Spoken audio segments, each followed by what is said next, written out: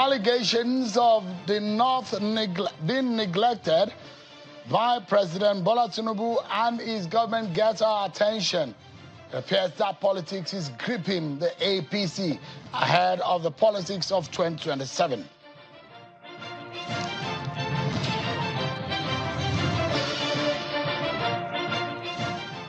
And our attention is also on Lagos tonight. From the mainland to the island, the Lagos Lagoon creeps closer, and Lagosians watch as flood waters rise, threatening to redraw the city's familiar map on Lagos, where torrential rainfalls for days has kept water everywhere.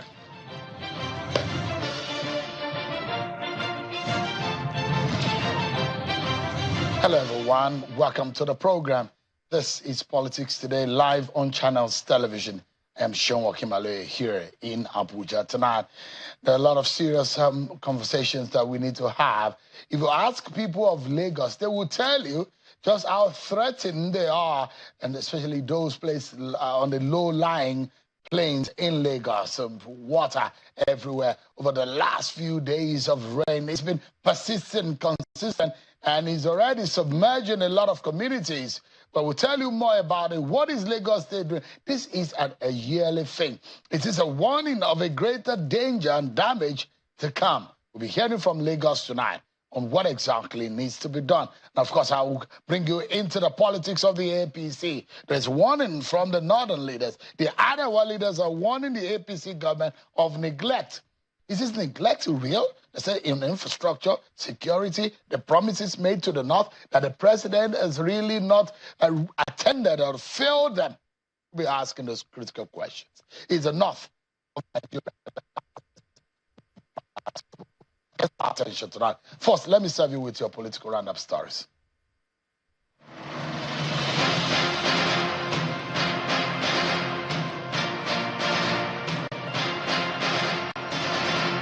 The Federal Ministry of Labour and Employment has launched a revised national employment policy.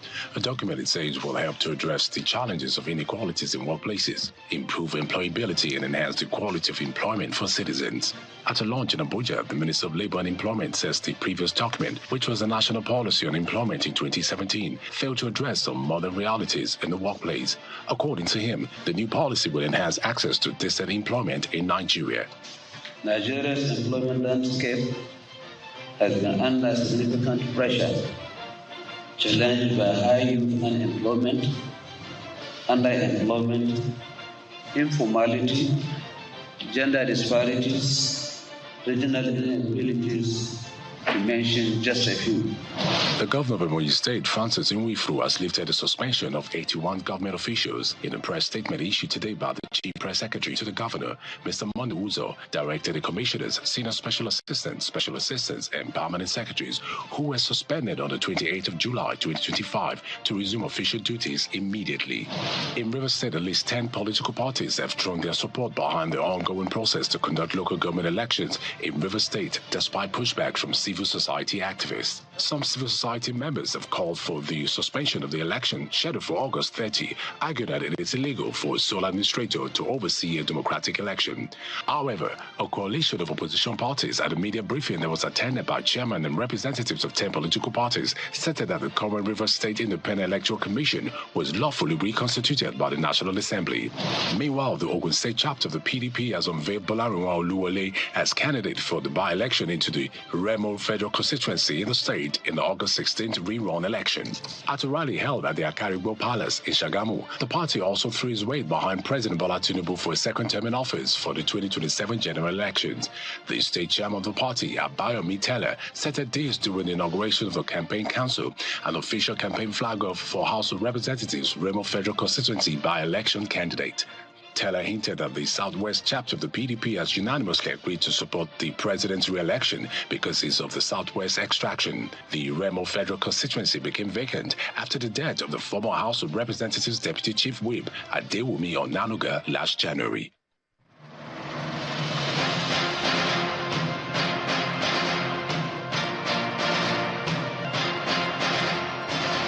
Thank you so much, everyone, for staying with us. The Nigeria's commercial nerve center is being swept away by water. Is the nation's money being swept away into the lagoon, where we'll be finding out tonight what exactly is going wrong. Don't forget, there was a warning by the NSHA that's as of April, that 30 states and the FCT is at risk of severe flooding. Don't forget what has happened in the past about flooding in parts of Kogi, Benue, Niger, and some other parts of the country. It was really, even in Bayelsa, the flood waters threatened a lot of farmland. But tonight, Lagos finds itself wading through yet another battle with nature, as heavy rains and tidal lockup have left streets, homes, and businesses in parts of the city underwater. From Victoria Island to Ijora and Ajegunle, residents have endured days of persistent flash floods, with Lagos State Emergency Management Agency confirming that over 30 communities affected in just about 72 hours. Expert points to a rare but natural phenomenon called a tidal lockup, where high tides from the Atlantic Ocean and Lagos Lagoon temporarily prevent stormwater from draining back into the sea, creating an urban bottleneck for flood waters.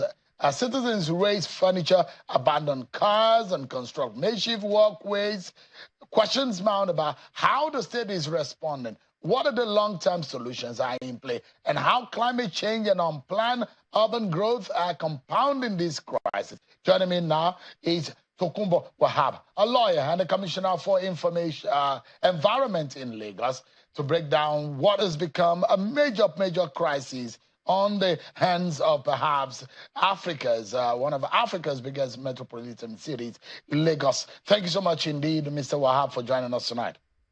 Thank you for having me, Sean. Lagos is in trouble yet again. Are Lagosians aware of some of the warnings? The NSHA has warned that 30 states, including Lagos State, and there are those who will say, I've forgotten the meters of how much Lagos is under, below the sea level. But what is the, and it's been raining for several days now. Is this the usual 7 days rainfall that happens almost every year in Lagos?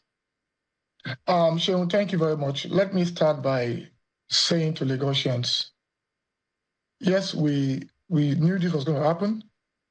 NIMET gave us a forecast as early as March, and by April, we had commenced the advocacy, and we had briefed Lagosians about 5 times in the past 3 months. And what we said to Lagosians is that based on the prediction from NIMET, we are going to have much more rains this year than we had last year. And for those who stay on the lowland of Lagos, they may have to move to the upland pending when the rain recedes. And on our part as a government also, we've also ensured that we engage our emergency flood abatement gang effort all year round. And in the past few months, they've been able to clean out about 666,000 of our drainage system statewide.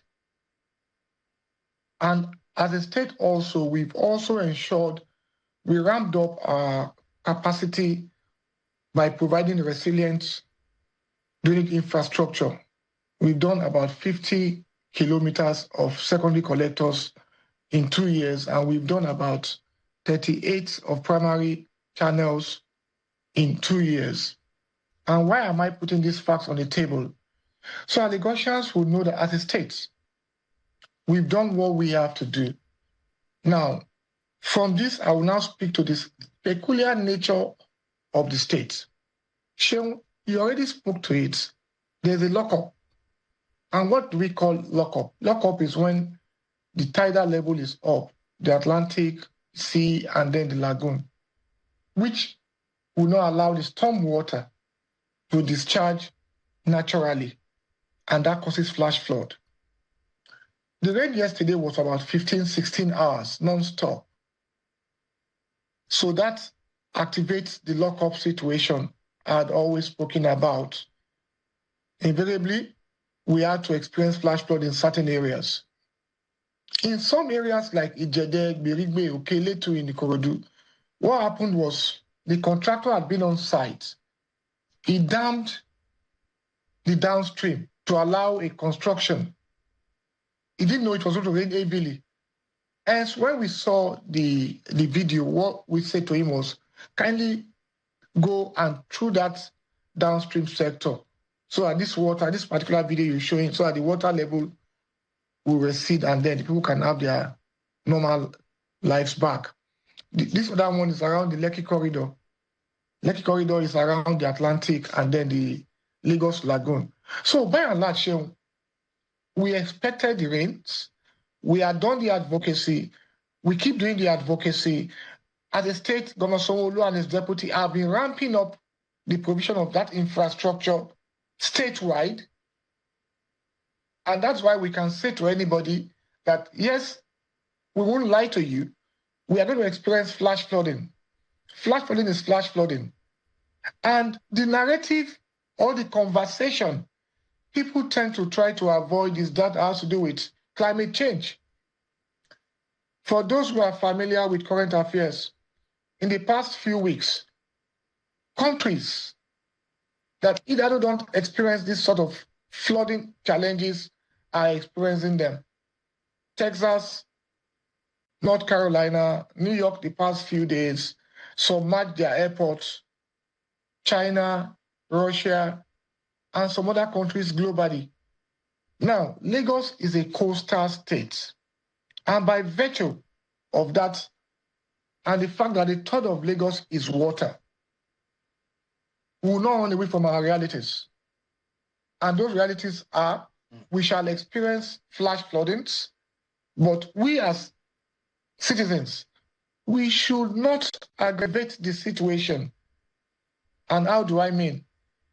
When you take your municipal solid waste, for instance, and you dump same in the drainage system, that's a recipe for flood. Or when you take your municipal solid waste and drop same on the median, you're inviting flooding. This is the McGregor Canal at Obalende.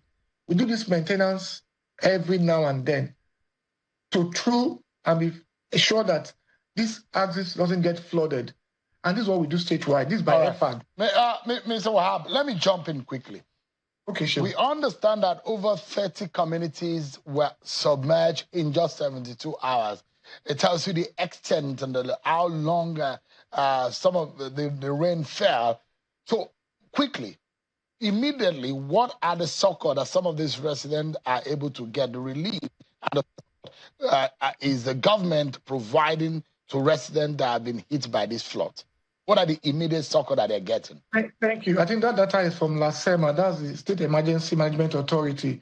And I know that we have homes under LASEMA, and the homes have been activated for the past few days to ensure that we move them to those homes and take care of them in the interim whilst the rains subside.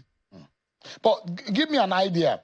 Which are the areas that people need to immediately evacuate? Because the rains are not gone yet. And from the statistics, it shows that 70% of Lagos State or Lagos land is being low-lying.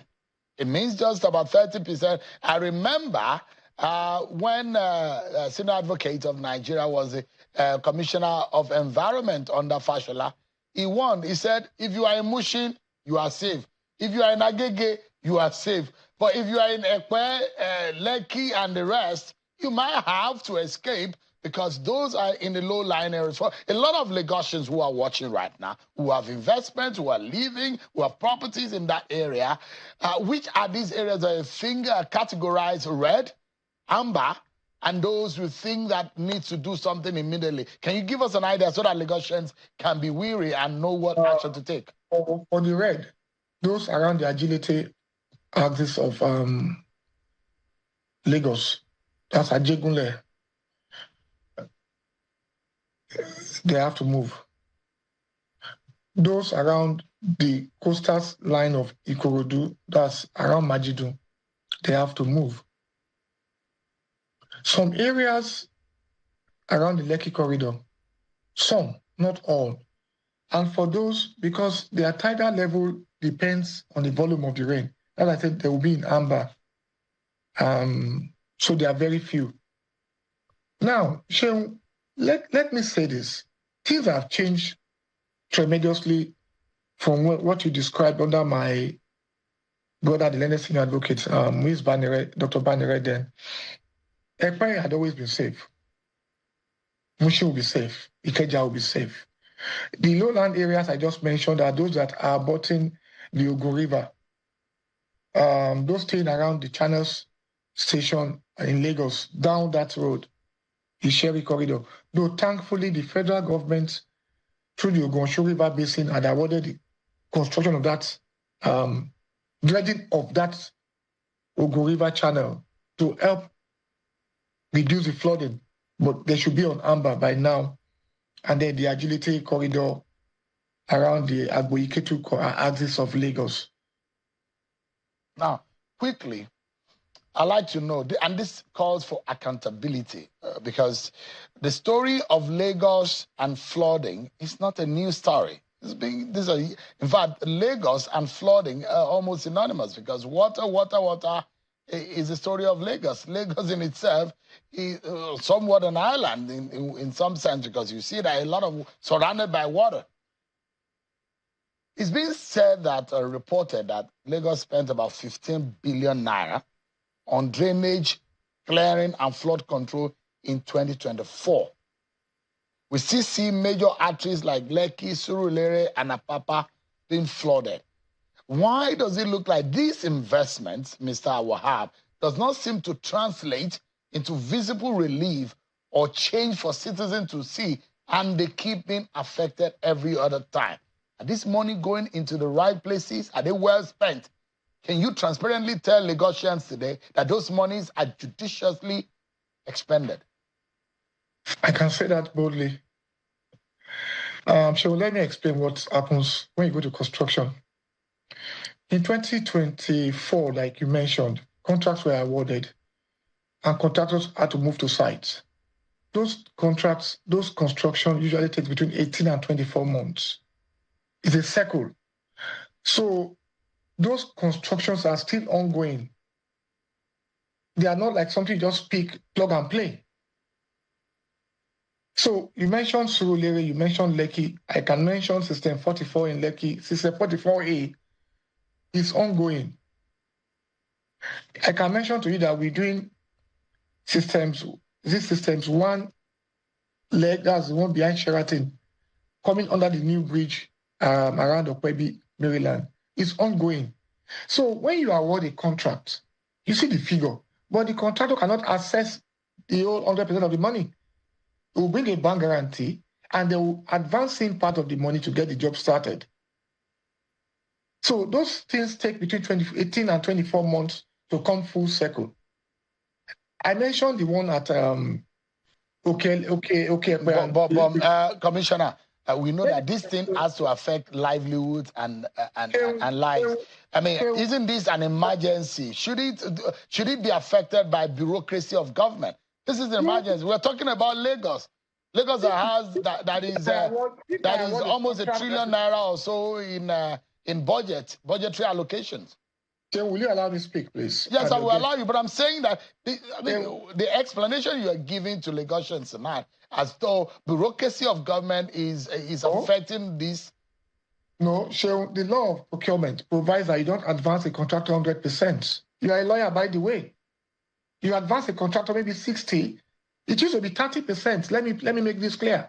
So now, to avoid this kind of log jams, we reviewed it and we increased it to between 50 and 70. But the span of the contract is said usually 24 months, 18 to 24 months. These are construction jobs that takes a while to ramp up and complete. You can't short-circuit it. You can't. So I'm trying to explain to you that if they have been awarded, they have been mobilized, contractors are on site. This is 2025. We've barely spent. Yeah. What he's talking about is about 12 months. We are 12 months into it. Mr. Wahab, just a moment.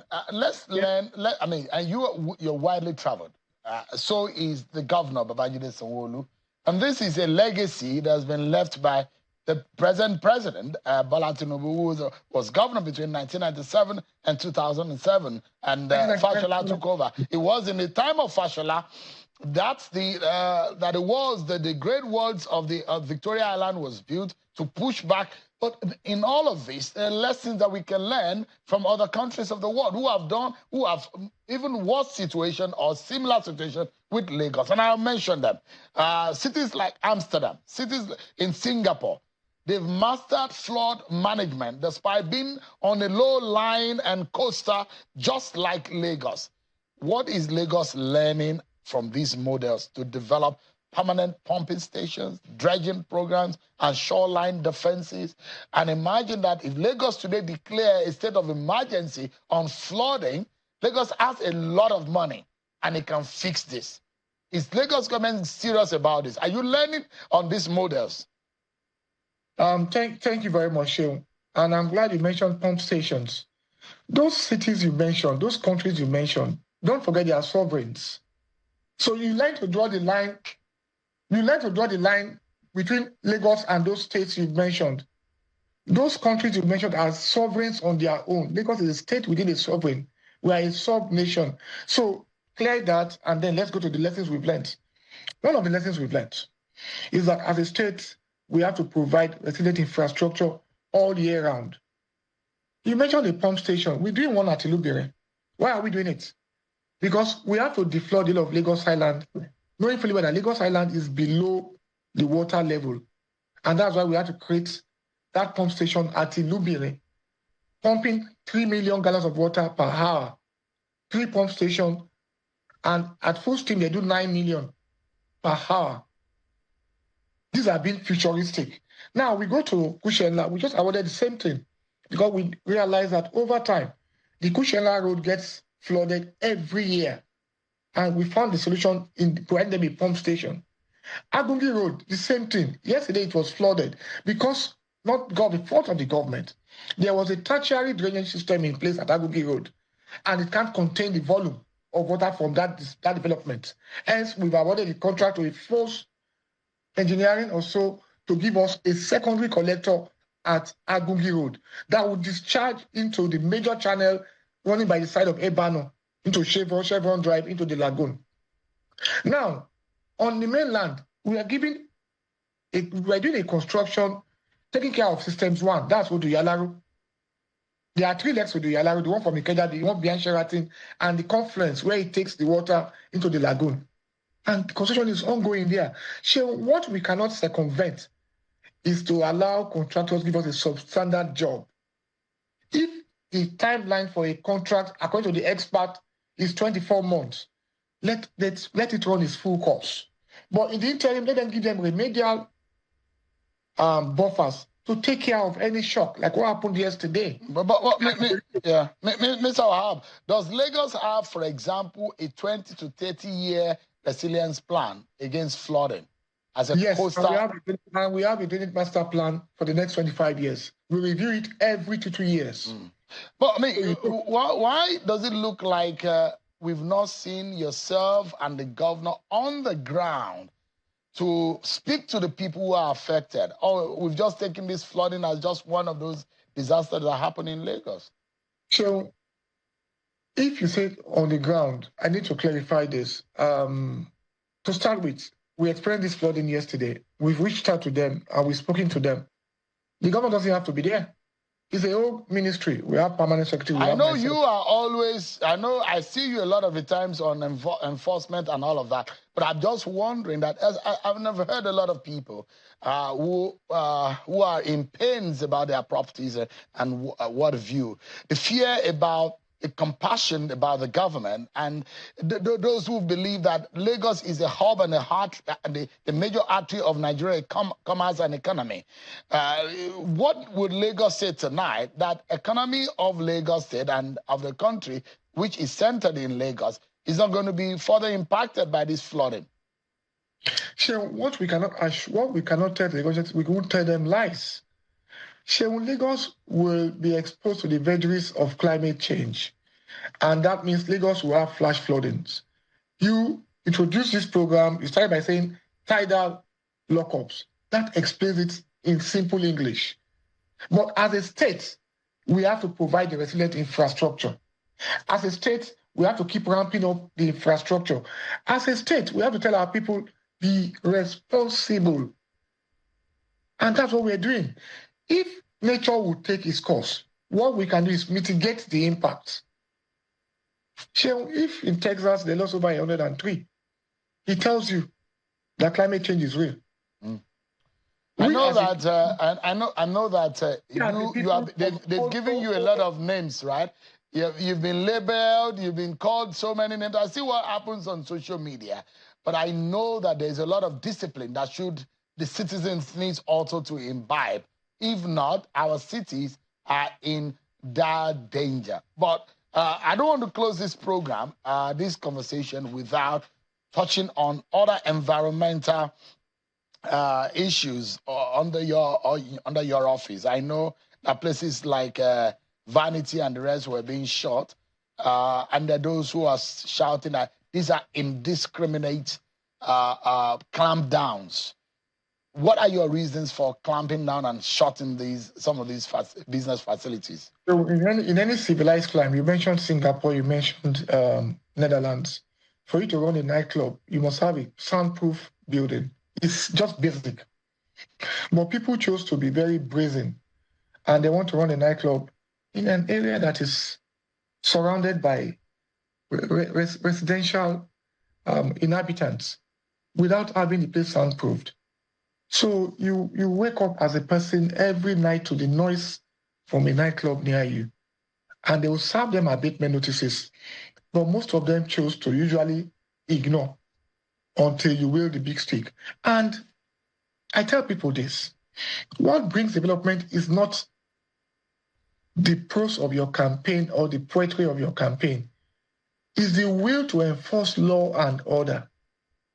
I cite the example every now and then that if we cannot enforce our laws and attach consequences to bad behavior, even for this flooding you're talking about, when people choose to go and build on a floodplain or wetland, and the law allows you to remove those contraventions, but they want to tag you names because you're trying to do the right thing, then what are the options? You can't throw your hands up and surrender. Mr. Wahab, some of these established, like Vanity that you mentioned, didn't the government give them permit to operate? What are the standard procedures? Didn't they follow? Didn't they check? I mean, in some other climes, in London and even New York and other places, if you are operating restaurants, if a rat is found around your restaurant, you know that it's going down. It's going to be shot.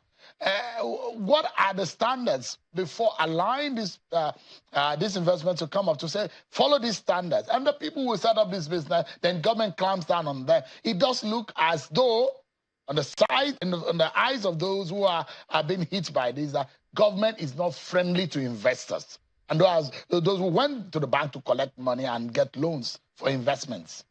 Now, let me explain the way those things work. So, people, you want to set up a nightclub. Reasonably, you mentioned London. You go get your council permit, your building plan, your renovation permit. That is the minimum you should do. In Lagos, you want to set up a nightclub. You go get the landlord, pay one humongous amount as rent. You try to short-circuit the process by not even going to get renovation permits from the requisite agencies of government most times. They will tell you, do this, you don't want to do them. By the time they now flag you and say, look, by the way, you're running a nightclub, there's noise pollution. That means you didn't have your soundproof properly done. You don't have a soundproof at all. You start running helter-skelter, give me time to go and do the soundproof. Okay, go and bring your building plan approval. You don't usually have it shown. And that's why I said, as a people, we must know there are consequences for bad behavior. And those consequences are what bring changes most times. We won't say because people are trying to blackmail us that we are not business friendly, we will allow them to take a run at common sense and take a run at law and order. Yeah. It's a problem. Yeah, uneasy lies the head that wears the cap, Mr. Wahab. I know Lagos It could be a tough chew. And Lagos is a big deal when it comes to governance in Nigeria. Yourself and the governor, I wish you well. You asked for the job, and you need to get it done. Tokubo Wahab is the Commissioner for Environment in Lagos. Thank you so much indeed for your time. Thank you very much for having me. Thank you. Appreciate it. We'll take a break, everyone. When we return, our attention will be on what the chairman, the Board of Trustees of the Ottawa Consultative Forum says. He says that the Bola Tinubu government is neglecting and sidelining the northern part of Nigeria. A son of Kano and a member of APC, Halawan Hassan, will be speaking about what has become a major threat to the APC and the 2027 politics. Join us again, everyone.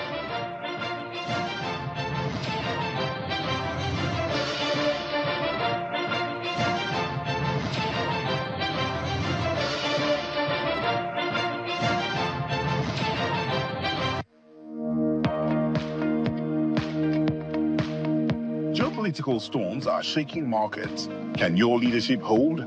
From August 18 to 21 at Hilton Meets Join Texan's impactful 4-day program for just £4,300. That's about 9,890,000 naira early bird. Learn from a war survivor, governance expert and innovation leader how to chart calm amidst global storms. This isn't theory, it's real-world readiness. Learn to navigate crisis, build influence, and lead with calm in chaos. Leveraging Texan's tested and tried methodology, comprising simulations, pair dialogue, games, reflection, and strategies you can use during adversity and prosperity, gain resilience that outlasts destruction. In a fragile world, this is your leadership armor. Apply now. Exec at texan.co.uk or +44 7425 88 3791.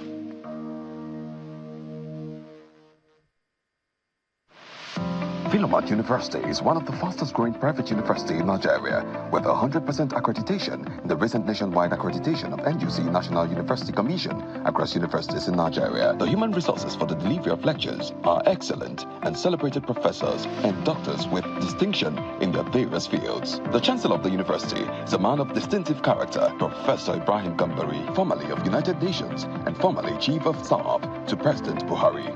Philomath University have intellectuals, vibrant and brilliant students who have won different laurels amongst their peers in universities in Nigeria. Philomath University student won the first female president of the Association of Law Students of all universities in Nigeria. Philomath University has main campus in Kuje, Abuja and city campus in Maitama, Abuja. Enrollment is on. Don't be left out. Visit www.philomath.edu.ng or call 0912 155 4702 0706 170 0637. In the beating heart of Owerri, business never sleeps. From sunrise to sundown, the wheels keep turning. And behind the scenes, vision meets action. Governor Hope Uzodima's leadership has turned manifestos into reality, transformations that feels like a miracle. But progress needs peace, and in Imo, it's not left to chance. From land to sky to river deep, guardians are watching, protecting dreams and opportunity. At Orashi's quiet shore, hydropower is rising, set to energize a growing economy. The change is visible. New roads emerge, industry hums, communities come alive. At the center, a digital revolution. 500,000 young minds trained each year to build the future. As Orashi rises, so does Imo and the hopes of a hard-working people. A new Imo is on the rise. Every vibration on my phone opens the door to something different. But no matter what the day holds, I always show up ready. As an award-winning actress, each opportunity is more than just playing any role. It's a chance to share ideas and stories that resonate. Stories that reflect my journey, passion, and authentic self.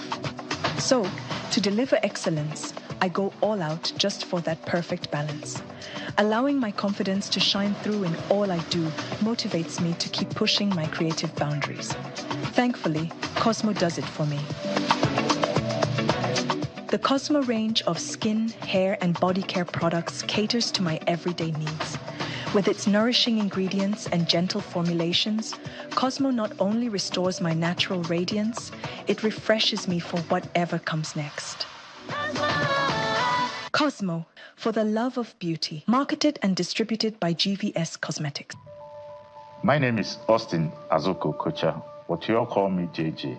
That's because I was so unstoppable, they named me twice. During my days as a professional footballer, I played as an attacking midfielder. No one could stop me, not even malaria, when mosquito bites.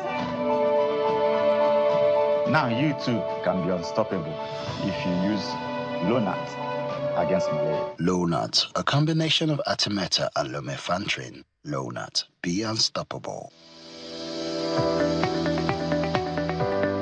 The Duchess International Hospital opened its doors in October 2021. The mission of the hospital is to reverse medical tourism. We take particular care here at the Duchess to bring together a combination of the brightest and the best locally, as well as Nigerians in the diaspora who are interested in returning to do very good work for the benefit of our patients here in this country. The good thing is that we have all international expertise here, all international facilities here, international people working here. Everything is coming together in a space which was considered not great in terms of the availability of healthcare. Access Bank, of course, has been able to provide us with a robust range of products and services that has enabled us to deliver that standard and quality of healthcare that is integral to our mission as an organization.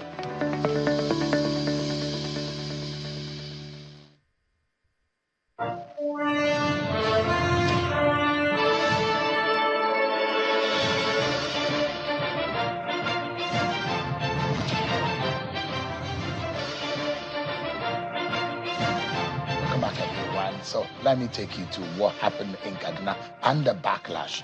So Bashir Darato, the chairman of the Board of Trustees of the Arewa Consultative Forum, ACF, has accused President Bola Tinubu of neglecting and sidelining the northern part of the country. The two-day interactive session in Kaduna, where Darato alleged that Tinubu's administration sidelined the north despite massive support he received from the region in the 2023 elections. They'll have to record how presidential candidates of the major political parties, including President Tinubu, attended an interactive session in Kaduna on the 17th of October 2022. He noted that during the interactive session, President Tinubu promised to address the challenges faced in the north. According to him, quote, "To our surprise, those who did not support him did not vote and hardly wished him well, have emerged from nowhere and are trying to push a wedge between him and the north. Whether or not they are succeeding, we do not know. But we cannot pretend not to observe that President Tinubu's budget priorities, his infrastructural project, his appointment, and other executive actions have, over the last 2 years, largely sidelined northern Nigeria. The federal government's budget priorities, infrastructure project, investment, and even social services have been openly skewed against northern Nigeria. He's accused the president of allegedly doing little or nothing to address the major issues of concern to the north." Let's push the conversation forward. Alwan Hassan is the son of Kano and a member of the APC. Is live for us here in our studio. Thanks so much, Alwan, for joining us tonight. Thank you for having me, Phil. Is there indeed a wedge between this government and northern Nigeria? No. This group of people, the ACF, are opposition. We have tackled them, we battled them under Buhari, late President Muhammadu Buhari, and we will still do it this time. They are not for the north, and that's what I want to make clear. The elders, these are elders of the north. They are not. We had only 6 years of elders in the north, and those are the likes of Sardauna. They are not our elders. Bashir Dalatu? They are not speaking for the north. The Arewa Consultative Forum? Yes, and I'll take you through and I'll give you reasons why.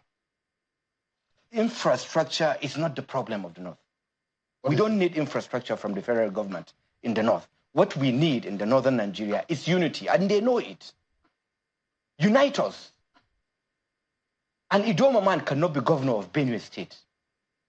A Muslim in Plateau State cannot be speaker in the state assembly.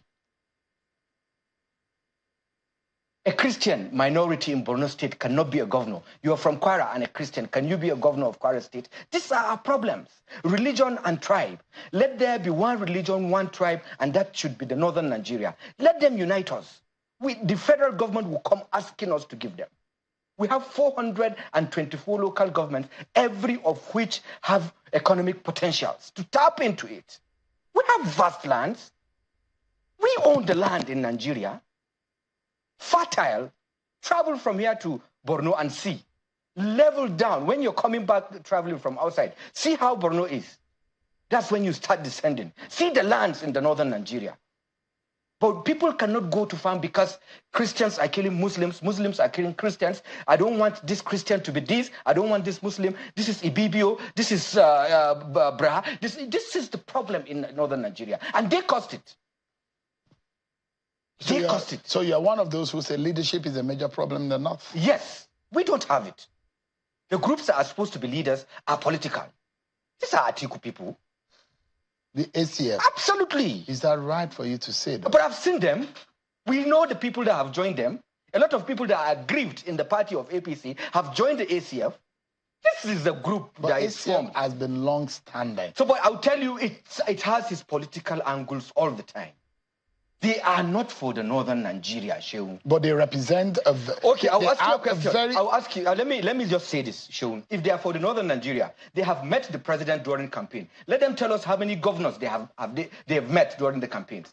What did those governors promise? And how have they held them accountable? 19 states of the northern Nigeria. Have they ever written to any governor in the northern Nigeria? Let's look at Alwan. This president has been very fair with the governors. Immediately he removed subsidy. They triple the monies they collect after every FAC. And he's been very transparent and giving them the money. And the governors are taking the money, some doing well, some they're stealing the money. ACF, Northern Elders Forum, every northerner that is outspoken and saying, I'm a northerner, I want the north to grow, ask your governors. There are governors there that are collecting billions and billions of naira every month from the federation account. Lazy people, not doing anything. And ACF will only be writing to the government. And in fact, in the items they wrote, education and health majorly are the responsibilities of states. States are supposed to be held responsible for health but they said that the president made some promises. He said, these are the things I'm going to do. In the promises he made. And they look at the items, okay. Whether or not the president they were saying, you see, this is a script they brought before the event. But thank God the NSA was standing there and the president was smart enough to say every appointee of the North should go to Kaduna. This is a script they wrote before the event. They didn't know it was going to happen like that. The NSA stood in front of them, told them how he has coordinated the service chiefs and how they have tackled a lot of issues pertaining to security. Showed them the pictures of bandits that were made wanted in the last 2 years and are now being neutralized. Sherwood is southern Kaduna, not northern Nigeria. Can't we celebrate the calmness in southern Kaduna today? Have you ever had this long-term calm in southern Kaduna in the last 10 years? What are we talking about? Let's look at some of the issues that I raised. They said infrastructure, appointments. They said issues of governance that are being promised. Which major infrastructure would you say in the last 2 years that this government has bequeathed to the north? Sokoto Badagry. They have awarded Kaduna Kano. Three governments financed Borno to Kano. Three governments from, I think, Obasanjo, Adua, Jonathan, and President Muhammadu Buhari. Borno to Kano is 500 and something kilometers, times 2, because it's a dual carriageway. Times 2 is about 1,000 kilometers. Have you ever had any southerner calling out Borno to Kano? Why is this built? Give us something in the south because this is built. Tell me anywhere in the south that has ever had any good road, dual carriageway that is 500 kilometers. Abuja to Kano was constructed by IBB. Tell me any road in the south. So if they have a president today that is now concerned about their infrastructure, is southern Nigeria not Nigeria? Showing these are people that wore badges of regions. You and I were born into United Nigeria. You don't love the country. No, that may be too far. So, but I'm just saying, if you say they don't love the country, but if they have grievance, if they are grievance about how the country Nigeria, is wrong, Shehu, hold on, Shehu, let me carry my load now. It's me that is saying, it's my opinion, and that is what it is. But your opinion might be wrong. If they love it might be a wrong, a wrong representation of other people. But hold on, let me say, then you now say your own part, because you are also from the north. If they love the people of Nigeria, they should speak for the people of Nigeria. They should speak for the citizens. They shouldn't speak for a region, because it is dividing us. They don't know that they have even divided the north. Why? Because of this. Why don't they speak about Nigeria? Why don't they say kudos to the security challenges we have and now are being achieved? Look at what... A PDP governor of Zamfara State, Dauda Lawal, has come out to say that the soldiers on ground are making successes. You don't want us to celebrate it. Your platform reported last week, Monday, that DSS killed 45 bandits in Shiroro, Niger State. They don't want us to celebrate it. They don't want us to say that achievements are... Me, I even want the president to start dashing our security agents' money. Just the way we do. Alwan, President Tinubu garnered 8.7 million votes in 2023. Of that sum, 63% of that votes is from the north. And if the leaders of the north are voicing out in this way, they are aggrieved. Isn't that 63% minus the possibility of 11 to 12 million votes? Just for a moment, okay. A potential 11 to 12 million votes of Muhammadu Buhari that the man is going into the grave with. 62% of votes that the North gave to Buhari, to Bola Tinubu, is it not threatened by what the Dalatu and the ACF are saying? Shehu, they've never supported us. They've never supported us. He said they voted, they supported. That in fact, it is the president that is bringing those who did not support him into his government. So that is why the issue is. I'll take you there. So that is why the issue is. They wanted something. They wanted appointments. They wanted something. And the president is focused on development. That is just it. He's focused on people that would deliver. Or maybe the president is maybe the president is also politically making some errors. Because but he's human, but we have seen it that he makes mistakes and he makes amends. You focus on governance, but you have to, the politics side of governance, you have to also drive it. And I'll give you an example. Fayemi in his book talked about how sensitive leaders must be. After Fayemi lost the re-election, and I remember now Akinrotimi, who was his principal private secretary at the time in Ekiti State, came out and gave out and I've read both men's book, either Fayemi's book or Akinrotimi's book, about how the people of Ekiti State wanted something, and those people in government wanted another. So, for example, I remember vividly that in Ekiti at the time, they were asking people in each community, what would you need? What would you need? What would you need? There was a particular community that they thought that they would need road.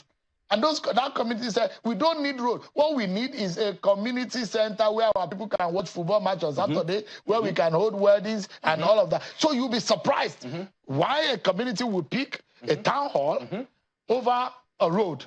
Now, the priorities of the citizen and their needs are two different things. And that is politics and governance. You need to be able to understand the need of the people, which is governance, and the priorities of the people, which may not become their need, which is politics. Is the president missing that link? No. No, not at all. The president has done very well in doing what he's supposed to do, in giving people good governance. Well, why is the North angry?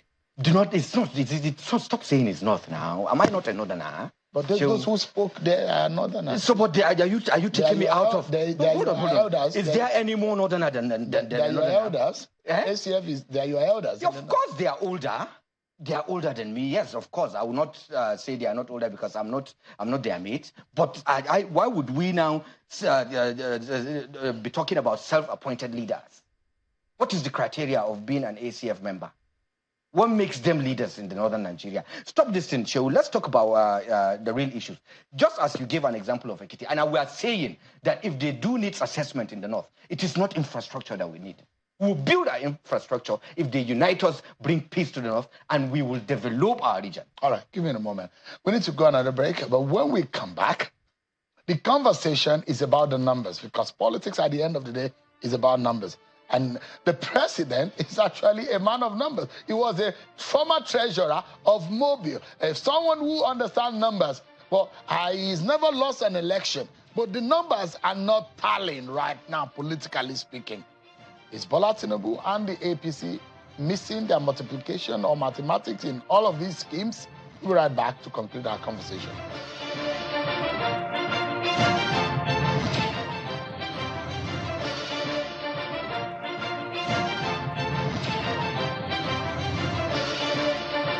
I know if you forget Nigeria promised to me. I am reliable.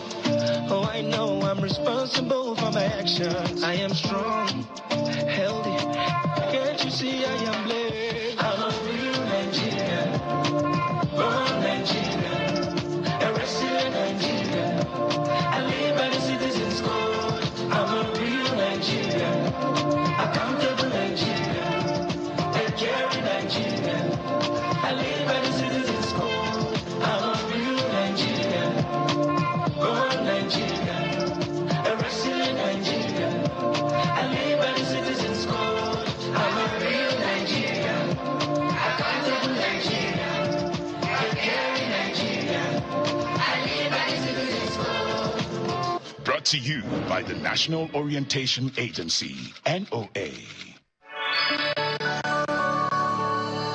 Welcome to Al-Umnaj International School Boarding Section, where knowledge becomes your most beautiful ornament. Located in the heart of Tudun Yola, Kano State, our boarding facility offers young girls a nurturing home away from home. At Al-Umnaj International School Boarding, we are nurturing Allah-conscious, confident young women. Our comfortable air-conditioned rooms accommodate 4 students with modern amenities that ensure your daughter feels at home while focusing on her studies. Our recreational facilities include a modern game room and cinema, and professional salon services, all within our secure campus. As the sun sets, our campus glows with twinkling lights and the soothing sound of our waterfall. Our sky canteen overlooks the campus, where our girls share laughter over meals that feel like home. Modern laundry facilities, spotless ablution units and restrooms, water treatment for clean water, reliable power, and round-the-clock security, because nothing matters more than our students' well-being. Join us today by calling the numbers.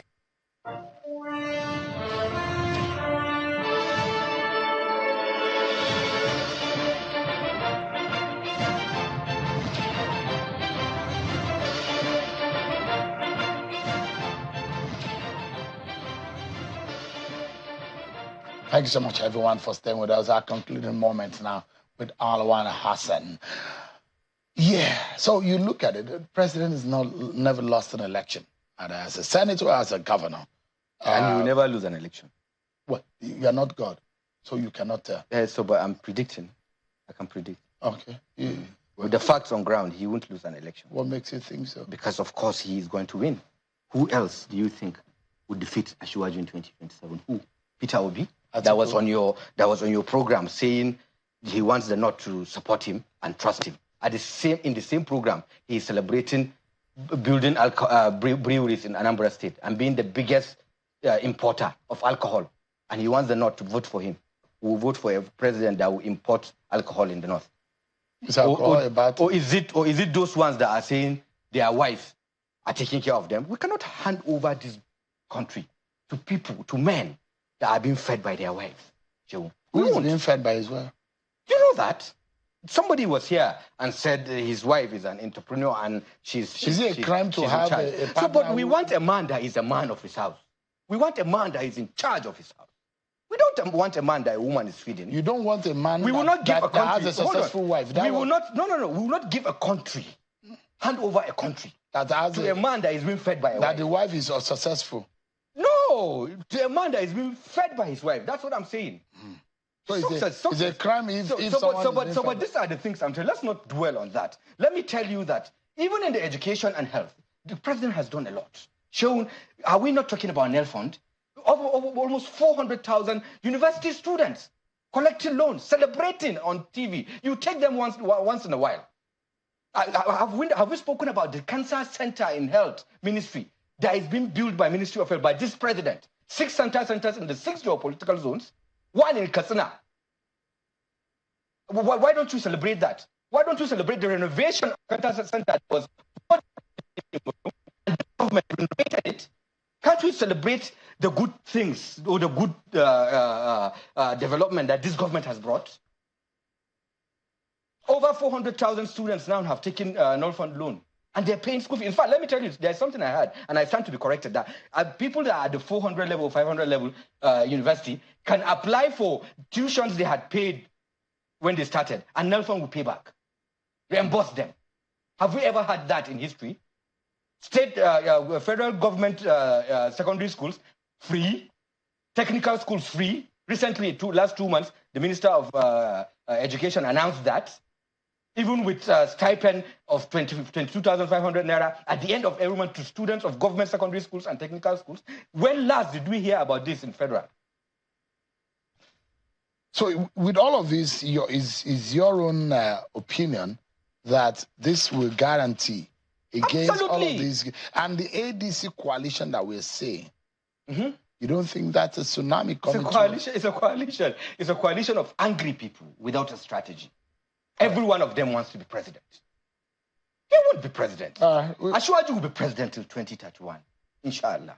I'll come back 2028 and we'll talk about Alwan, that's your opinion. But yes. Just before we go, let's tell you that the Inspector General of Police, Kayode Egbetokun, is again reaffirming his commitment to sustaining the ongoing reforms in the Nigerian police force, and has warned that lies by social media critics will not derail or drown the resolve to maintain a highly professional police force on the occasion of the decoration of the policemen of the year 2023 and 2024. The IG says provocations, if sustained, will be met with lawful consequences. He adds that the Nigerian police force is moving forward and will continue to reward excellence. Let's take a listen to a bit of what he said. Let me be unequivocal. There is no gender advantage, no ethnic preference, no religious pathway, only merit. But even as we mark this milestone, we are not blind to the resistance. We know there are those who fear change, who attack progress because it exposes their irrelevance. All right, that's the IG there, and that's how we end the program tonight. I don't know why. Joshua, the cameraman, you're not able to highlight. Why is my framing tonight not highlighting? And did he highlight mine?